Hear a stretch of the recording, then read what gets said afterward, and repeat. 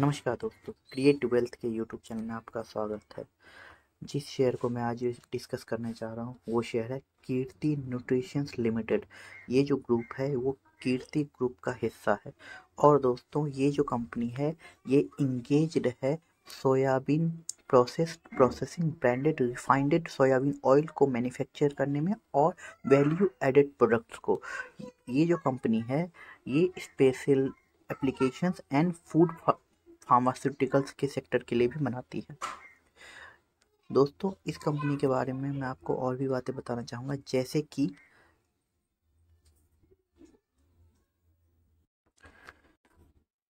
इसका जो दोस्तों बिजनेस है वो ऑयल से 68% का आता है FY21 के अकॉर्डिंग, और नॉन ऑयल प्रोडक्ट से 32% का आता है। ज्योग्राफिकल बात करेंगे तो डोमेस्टिक 86% है और एक्सपोर्ट से 14% है।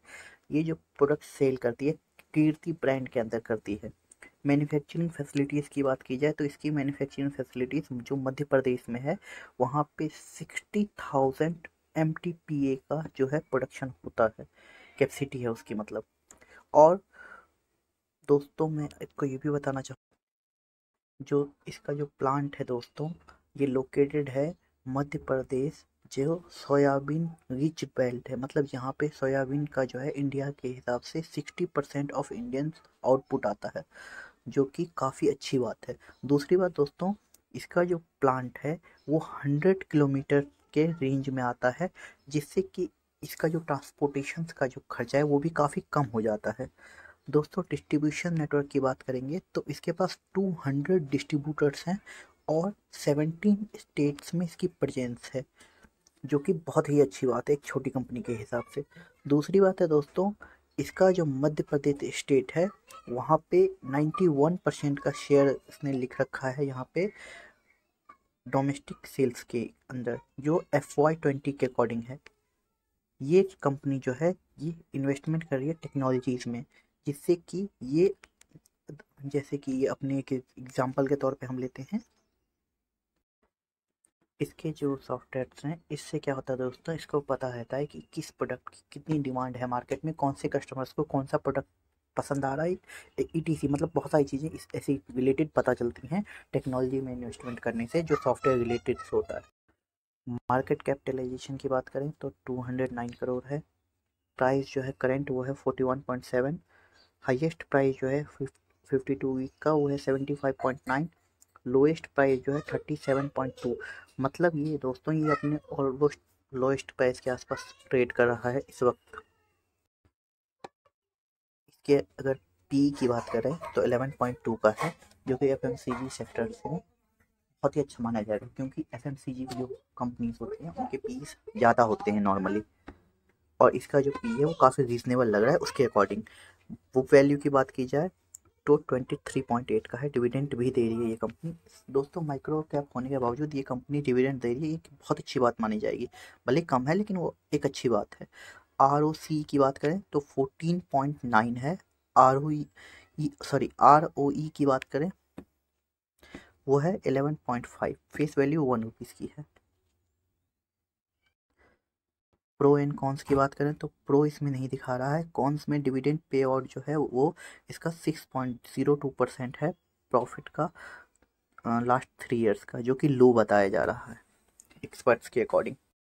बट मेरे अकॉर्डिंग दोस्तों ये जो डिविडेंड दे रहा है ये एक अच्छी बात है, क्योंकि इतनी छोटी कंपनी के होने के बावजूद ये डिविडेंड ना भी दे तो भी अच्छी बात होगी।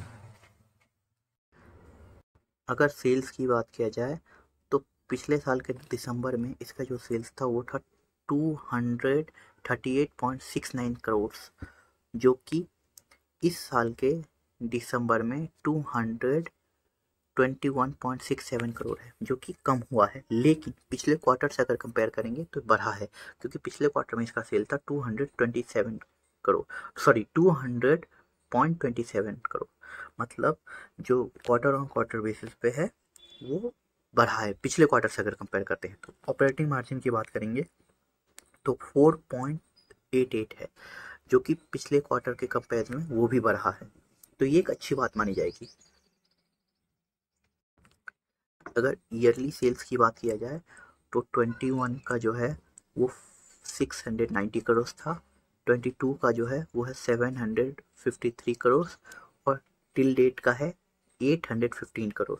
दोस्तों अगर हम पिछले 5 साल का रिकॉर्ड देखते हैं, लाइक हम देखते हैं कि 5 साल पहले 5 साल में इसकी सेल्स कैसे बढ़ी है, तो हमें एक चौंकाने वाली चीज़ पता चलती है। जैसे कि अगर हम देखते हैं तो 2017 में जो इसके सेल्स थे वो थे 456 करोड़, लेकिन अगर हम 2022 में जाते हैं जो 5 साल का होता है, क्योंकि एक क्वार्टर इसका बाकी है, 2023 का रिजल्ट अभी नहीं होगा पूरा।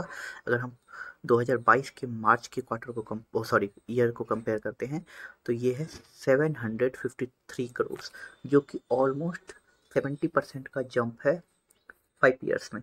मतलब ये 70% बढ़ा है 5 सालों में, जो कि एक अच्छी बात मानी जाएगी। इस डाटा से ये भी पता चलता है कि कंपनी कंटिन्यूसली अपने रेवेन्यू को बढ़ा रही है, जो कि कंपनी के लिए इन फ्यूचर अच्छी बात होगी।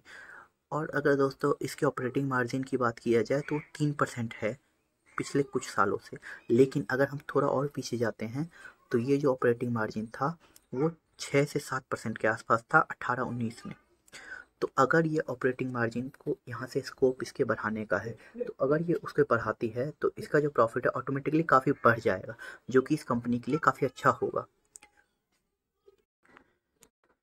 अगर हम सेल्स ग्रोथ की बात करते हैं 10 सालों का, वो काफ़ी पुअर है, 5% का है। 5 सालों का 11% है। कंपाउंड प्रॉफिट ग्रोथ की बात किया जाए 10 सालों का 12% है और 5 सालों का 14% है, जो कि बहुत अच्छी बात माना जाएगा। दूसरी बात दोस्तों, अगर इसके CAGR की बात करें 10 सालों का 26% है, जो कि बहुत अच्छा माना जाएगा। और अगर हम इसके रिटर्न ऑन इक्विटी की बात किया जाए 10 सालों का, वो 20% दिखा रहा है, जो कि अच्छा माना जाए। दोस्तों अगर प्रमोटर होल्डिंग की बात किया जाए तो जनरली दोस्तों जो छोटी कंपनीज होती है माइक्रो कैप या स्मॉल कैप, उसमें प्रमोटर होल्डिंग काफ़ी कम होती है, बट आप इसमें देख पा रहे होंगे इसमें प्रमोटर होल्डिंग काफ़ी अच्छी है और इन्होंने अपनी होल्डिंग को घटाया नहीं है, 66.37% है। और पब्लिक की जो होल्डिंग है वो है 33.63%। लेकिन जो पब्लिक की होल्डिंग्स है इसमें इंडिविजुअल इन्वेस्टर्स भी बहुत सारे हैं, जैसे कि आप देख पा रहेंगे 4.41%, 2.54% इन्होंने रिसेंटली ऐड किया है। एक और है वो है 2.04%।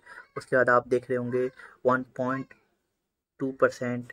ऐसे बहुत सारे इंडिविजुअल इन्वेस्टर्स जो हैं उन्होंने इसमें इन्वेस्टमेंट कर रखा है, जिससे दोस्तों ये भी पता चलता है कि इस कंपनी में पब्लिक जो है वो बहुत ही कम शेयर उनका है, क्योंकि इंडिविजुअल इन्वेस्टर के पास काफ़ी अच्छा शेयर है। जो इंडिविजुअल इन्वेस्टर होते हैं दोस्तों वो क्या करते हैं, वो काफ़ी अच्छी रिसर्च करते हैं किसी कंपनी में शेयर लेने से पहले। अगर उन्होंने इस कंपनी में इतना अच्छा खासा स्टेक ले रखा है, इट मीन्स उन्हें इस कंपनी पे अच्छी रिसर्च की होगी और उन्हें इस कंपनी पे भरोसा होगा, तभी उन्होंने इंडिविजुअली इतना स्टेक लिया है। पब्लिक का इसमें इतना कम शेयर है दोस्तों, क्योंकि क्या होता है पब्लिक जो है उतना रिसर्च नहीं कर पाती या उनके पास उतना डाटा अवेलेबल नहीं होता है। तो मेरे अकॉर्डिंग दोस्तों ये बहुत अच्छा शेयर है, क्योंकि ये FMCG से रिलेटेड प्रोडक्ट का कंपनी है।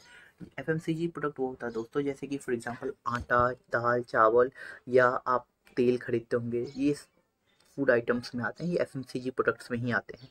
तो ये कंपनी और भी धीरे धीरे नए नए ब्रांड्स लॉन्च कर सकती है, अपने इसी ब्रांड के अंदर सब ब्रांड बना करके, या और भी प्रोडक्ट्स निकाल सकती है अपने FMCG में ही, ताकि वो इसे एक्सपेंड कर सके। या अभी इसका जो प्रेजेंस है वो मध्य प्रदेश में ज़्यादा है, तो ये अदर्स स्टेट में भी और जब प्रेजेंस बढ़ाएगी तो ऑटोमेटिकली इसकी जो सेल्स हैं वो काफ़ी बढ़ेंगे, जिससे ये micro cap company small cap और फिर मीडियम कैप बनेगी। जो इसका जो भी मार्केट कैपिटलाइजेशन है वो सिर्फ 209 करोड़ के आसपास है। लेकिन दोस्तों जैसे ही अगर ये अपना प्रेजेंस बढ़ाएगी तो ये मार्केट कैप भी बढ़ेगा। और दोस्तों क्या होता है, बड़ी कंपनीज को अपना जो मार्केट कैप है उसे बढ़ाने में दिक्कत, क्योंकि वो मान लीजिए कोई कंपनी है वो 1 लाख करोड़ रुपीज़ की मार्केट कैप के साथ है, वो 2 लाख करोड़ करने में उसको टाइम लगेगा। लेकिन कोई कंपनी है वो 100 करोड़ की है तो वो 200 करोड़ ईजिली कर सकती है, मतलब उसके लिए उतना मेहनत वाला काम नहीं है ये करना। अगर ये दोस्तों शेयर 35 to 38 रुपीज़ का मिले तो मेरे अकॉर्डिंग ये शेयर अच्छा होगा long term future, short time के लिए लेने के लिए, 5 साल या उससे ऊपर के लेने के लिए, जो कि मल्टीपल रिटर्न्स दे सकता है। लेकिन दोस्तों कोई भी इन्वेस्टमेंट करने से पहले अपने फाइनेंशियल एडवाइजर से जरूर सलाह मशवरा करें। ये कोई बाय और सेल की रिकमेंडेशन नहीं है, क्योंकि मैं सिविल रजिस्टर्ड एडवाइज़र नहीं हूँ। धन्यवाद दोस्तों। और अगर आपको मेरा वीडियो अच्छा लगा तो कृपया इसे शेयर करें, लाइक करें और कमेंट करें।